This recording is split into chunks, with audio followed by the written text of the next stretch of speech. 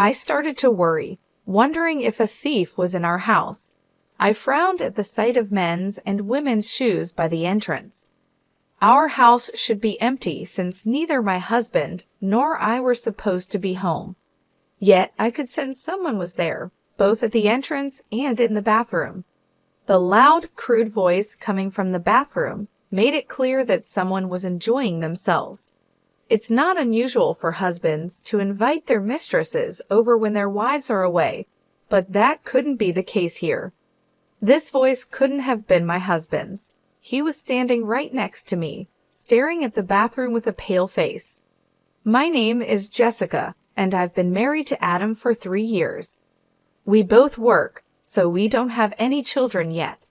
However, I believe we have a peaceful and loving life, spending our days off going out or traveling. Thankfully, neither our parents nor in-laws pressure us about having children. In fact, they live nearby, which allows us to maintain a good relationship and gather for family dinners. The slightly old but beautiful house we rent was recommended to us by our in-laws. We usually host dinner parties once a month, and when we do, my mom and I prepare the meal, enjoying the evening with Dad's favorite wine and the food brought by our in-laws. On that day, Mom had come over in the morning to help prepare for the dinner party, but she seemed unusually quiet and a bit down. While cutting the ingredients, she expressed concern, saying things like, "Do we really need this much? We might not be able to finish it all." This was not like her. "Mom, what's wrong?" "We've only prepared the usual amount for today," I asked. She looked at me with surprise and then laughed it off. "I'm sorry, dear. It's just that Dad has been eating less lately, and I'm worried." "Really? Is Dad not feeling well?" I asked. My dad has been a self-made businessman since his youth, the so-called entrepreneur. He's always been focused on work. When I was a child, I barely remember my dad playing with me on his days off. Even though I don't have many memories of him being around, I still worry about him. It bothers me to think that he might be working himself sick. Mom seemed hesitant to say anything, probably not wanting to worry me, but she finally opened up.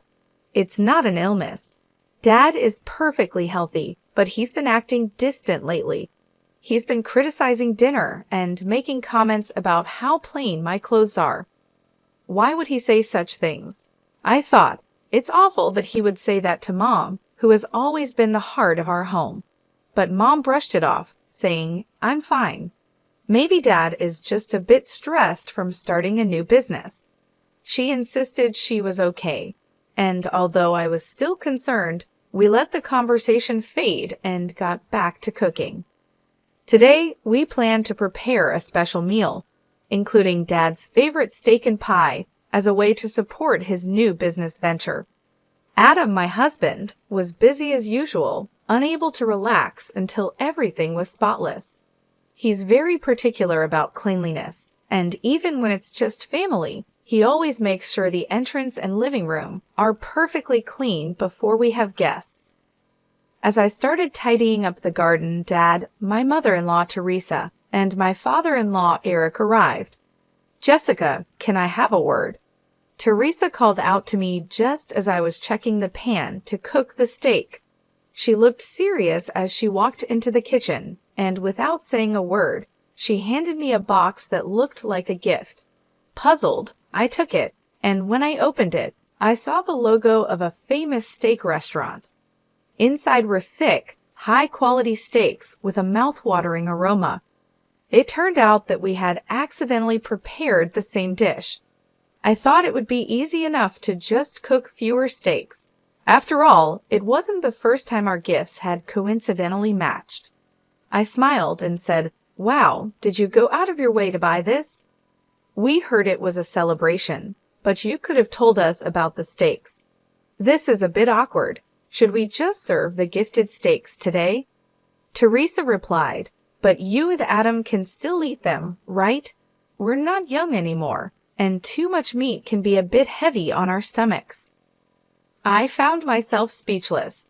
Everyone in the family is nearing 50, and it felt wrong to prepare so much food only for it to go to waste. especially after Mom had helped with the preparations. "You should have said something. How thoughtless," Teresa remarked as she left the kitchen. Her comment surprised me, but she didn't notice my reaction as she walked out with the steaks. It was the first time anyone had said something like that to me. We never coordinated gifts before, and even when we ended up giving the same thing, we usually laughed about it. In the past, our gifts had always been sweets or similar items. I felt a bit uneasy, but I thought maybe the expensive gift had upset her, so I didn't think about it too much. At the dinner party, Dad was thrilled with the steak from the high-end restaurant. Mom seemed to understand my situation with just a glance, and without mentioning the steaks we had prepared, pretended to be just as happy. After Teresa, Eric, and Dad left, Mom cleverly used the leftover ingredients to make beef stew before they were cooked. "We could have still had the steak," I said. "You both would have gotten tired of steak." "This way, you can take it home," Mom replied, packing her share in a food container. Although I felt a little bad, the beef stew Mom made was delicious and I quickly finished it off as the flavors blended together. Later, I heard that despite how tasty the stew was, Dad complained about it, calling it outdated. I was furious, but ended up just holding onto those feelings, unable to resolve them, especially when Mom just gave a small, sad smile. A few weeks after that dinner party, I got an unexpected message from Adam. He was supposed to be away on an overnight business trip, but it had been canceled due to changes on the client's side. He told me he would be coming home as usual. Since he was supposed to be away for 5 days, I had planned to spend some time at my parents' house, but with him coming home, my plans changed. I called my mom to let her know, and then met up with Adam to head home together. When we arrived home, I noticed something strange. "Did we forget to turn off the lights?" I asked, feeling sure that I had turned everything off before we left. The light was on near the entrance, and concerned about the wasted electricity, I apologized. But Adam reassured me, saying, "Don't worry about it," as he inserted the key into the front door. Then he suddenly fell silent. "What's wrong?" I asked. "The front door is unlocked," Adam replied, making me freeze. Thinking it might be a burglar, I quietly took out my phone and started recording. I nodded to signal Adam, and he slowly opened the front door. "Whose shoes are these?" he asked, pointing to a pair of men's leather shoes and women's pumps in the entryway. It was clear these shoes didn't belong to us. If these were Adam's shoes, and he wasn't here right now, I might have suspected he was cheating by bringing another woman home. But since he was right here next to me, it meant someone we didn't know was in our house. Sensing my worry, Adam grabbed his umbrella, ready to use it if needed, and moved forward. We noticed the living room light was on, and there was food scattered on the table, as if someone had bought it recently. This didn't seem like something a burglar would do, I thought. Then I heard a voice getting closer, and it became clear the sound was coming from the bathroom. Whoever was speaking was inside the bathroom. The voice was rough and unsettling, and I could see why Adam was so creeped out. It was disturbing to think that someone was using our home without us knowing. Curious and worried about who could be doing this, I slowly opened the bathroom door and immediately saw some clothes thrown around. "Ah!" I gasped, unable to hold back the sound. The clothes were unmistakably my dad's. His large jacket, neatly hung on a hanger, was the one he had worn at the dinner party just the other day. The shirt and pants, carelessly discarded, were all too familiar. Mom had left just a few hours ago, so there was no way she could be here. It looked like Dad had brought another woman into my home for an affair. The realization made me frown as I looked up at Adam, wondering how I could explain this to him. He was staring, pale-faced, at a necklace resting on top of the washing machine. I recognized the necklace and the earrings beside it. They belonged to my mom. "This can't be Mom." Adam's words confirmed it. The people using our home for their affair were my dad and Teresa. I pulled Adam, who seemed ready to burst in on them, back to the living room. Moving away from the echoing voices seemed to help him calm down a bit. Shouldn't we call your mom and my dad? Adam suggested, though he seemed unsure. The thought of bringing Mom and Eric here now felt like it would lead to a crisis for both families, but I couldn't just ignore what was happening. The vulgar noises were still coming from the bathroom, suggesting they wouldn't come out anytime soon. I contacted Mom, and Adam reached out to Eric right away. "It's about Dad," Adam said. "Your dad told me he was going golfing today. He left early this morning and won't be back until tonight. Should I tell him to call you when he gets back?" "It seems that Dad is at home with Teresa," I said, unable to mention what was actually happening in the bathroom. But that was enough for Mom to understand the seriousness of the situation. In a tense voice, she said, "I'll be right there," and hung up. Less than 20 minutes later, Mom arrived, looking pale, with Eric right behind her, utterly bewildered. The voices had stopped, but we could still hear the shower running. Thankfully, the loud voices that had filled the hallway earlier were no longer heard. "Adam, what do you mean Teresa is here?" "I told you, Mom went on a day trip with friends and won't be back until tonight," Eric asked, full of questions.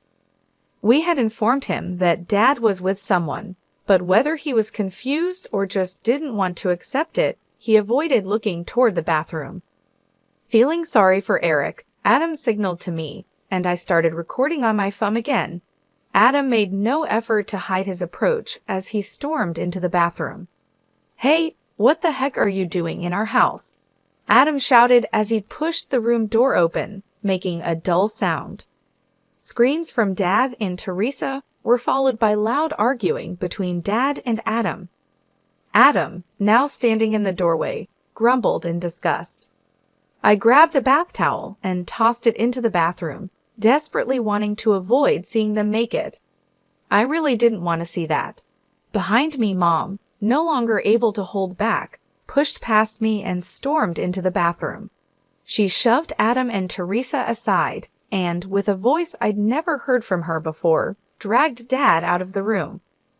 Eric, finally mustering his courage, followed Mom into the bathroom and pulled Teresa out.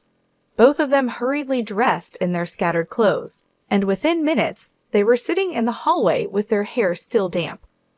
All of us, including me, were panting heavily, our shoulders rising and falling with each breath.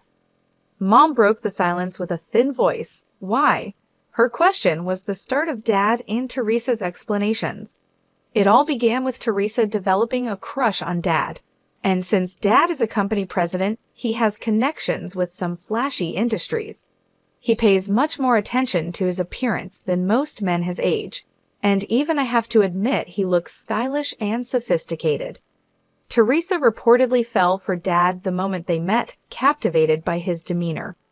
Their relationship started to grow during the family gatherings we organized for Adam's and my wedding. Teresa, trying to show herself as a good person, eagerly took charge of planning the dinner parties, gradually getting closer to Dad. At one of these dinner parties, she finally worked up the courage to confess her feelings. Adam, looking sick to his stomach, glared at Teresa, but Dad was also part of the problem. He was drawn to Teresa, who dressed in bold makeup and flashy clothes, exuding a feminine allure, in contrast to Mom, who quietly took care of the home. But both Dad and Teresa had their own families. Mom often worked at the same company as Dad, and on Dad's days off, Eric usually had a similar schedule, so they needed a place to meet in secret. Surprisingly, they chose our home. Adam and I have a hobby of taking short trips and staying at nearby hotels during long weekends, which inadvertently gave them the opportunity. Teresa would say, "It's not safe to leave the house empty for too long, so I'll check on it," as a way to confirm our absence. Then she would contact Dad. Since we were neighbors and often shared our plans without suspicion, our house became their secret meeting place.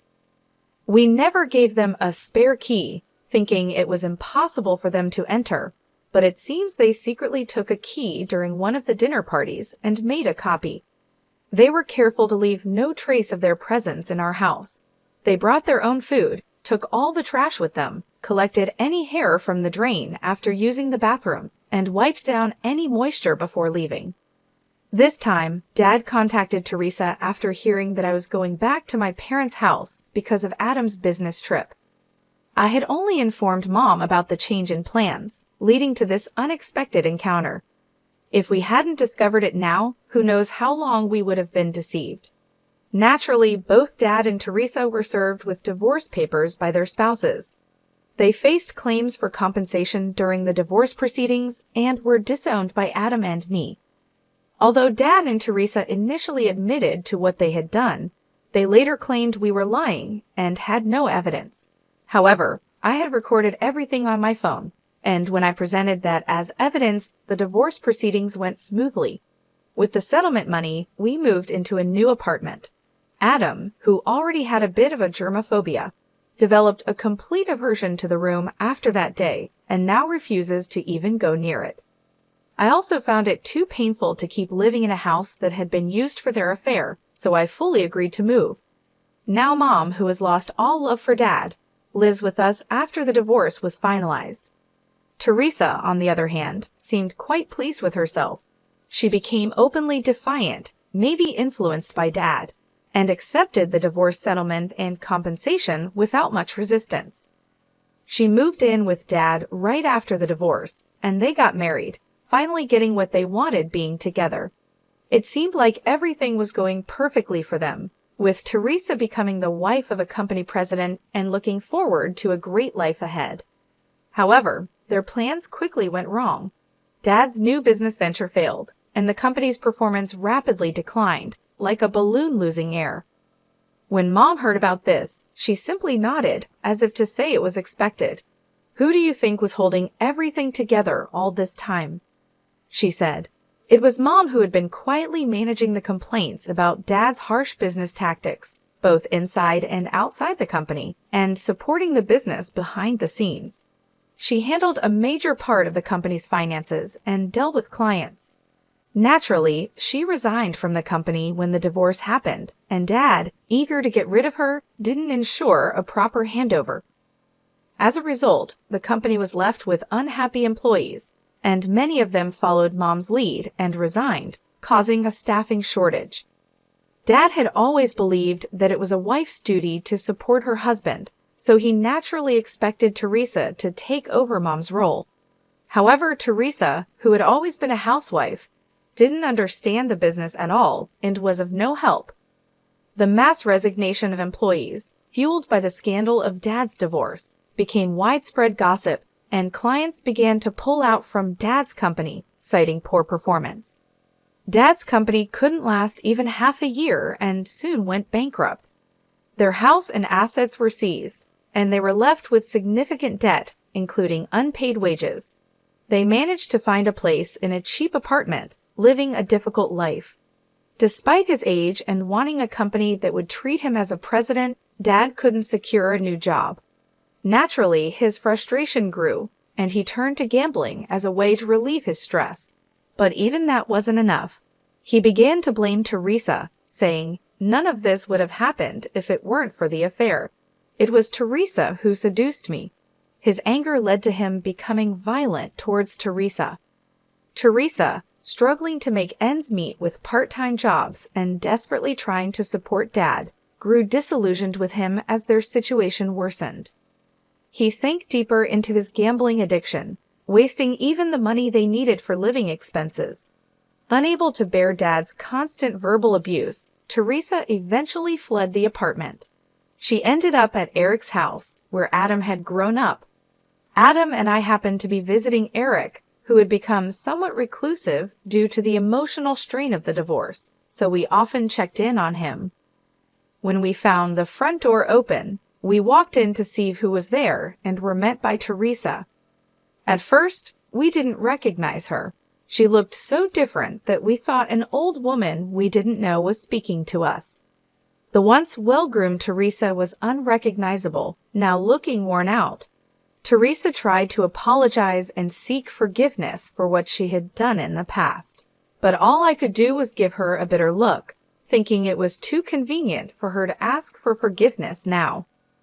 Eric must have been quite shocked to see her, yet he seemed somewhat moved by the return of the woman he once loved. While he was trying to figure out how to ask her to leave, Adam, standing next to him, suddenly clutched his mouth and crouched down. Remembering Teresa's affair in our room, he couldn't hold it in and vomited right there. In a panic, Eric and I rushed to get a trash can and water, and we heard Adam's cries of rejection toward Teresa from behind his back.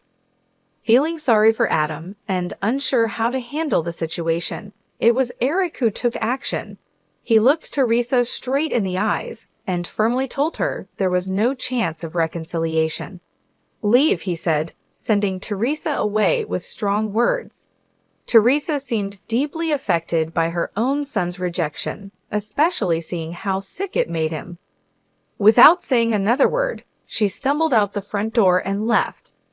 Since that incident, Teresa has kept her distance from Eric, and there has been no contact from either Dad or Teresa. It seems our ties with them have been completely severed. Adam was under the weather for a few days, but he has since recovered, and together, we are focused on building a warm and loving home. Mom has shown incredible strength. She quickly found work, made new friends, and is moving on from Dad to enjoy her life. She's planning to rent an apartment for herself once she has saved enough, and I hope she chooses one close to our home. As for Eric, he seems to have brightened up a bit after adopting a stray cat that wandered into his yard. Taking in that one cat has led to more cats gathering at his place, and now it's known in the neighborhood as a popular hangout for cats. The ordeal caused by Dad and Teresa involved the whole family in a tough situation, but those of us who remain have strengthened our bonds and are doing our best to move forward.